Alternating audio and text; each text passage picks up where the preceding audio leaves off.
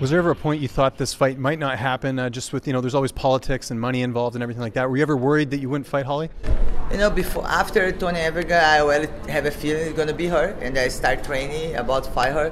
But I was knew too it's not just about money, and I knew she gonna accept the fight close like 6 weeks, 5 weeks. And then because I was like do short camps, and then we our team already knew this, and then we knew she gonna accept the fight close to the fight. But he already prepared for that, and just study her. She have a lot of footage about because all the fights of her it's for points. And you just wait and training. It's gonna be finish. It's gonna be her. And the big thing that you've been talking about with her is her being drug tested. Do you actually feel that way, or is this sort of gamesmanship trying to build up the fight?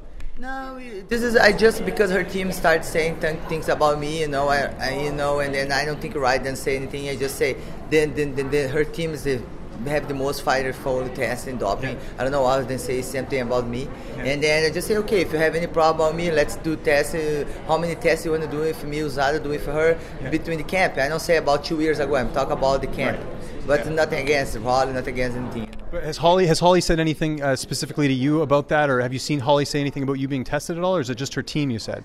I don't see her say anything. I think her team, but I think she's answered, but I think she don't understand what I'm said. I said about the camp and I said about how long she's doing tests. One of your training partners in the past has been Marion Renault, who fought Holly. Have you got any ideas from her since she's fought Holly before? She's coming sometimes train with me too, and because she lives close by. And then I went to Bet Correa too in Thailand. We changed a little bit too. And then I bring one guy from South Africa too. He's had more than 100 fights Muay Thai, Southpaw too, brown belt Jiu-Jitsu, good wrestling for help my camp too. I think it's good. Everything you can know about your opponent is better for you.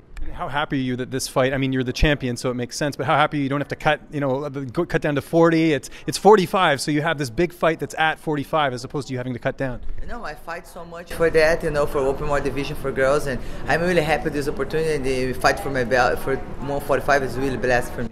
Do you feel like Megan Anderson's going to be next if you beat Holly? Is that sort of the next contender?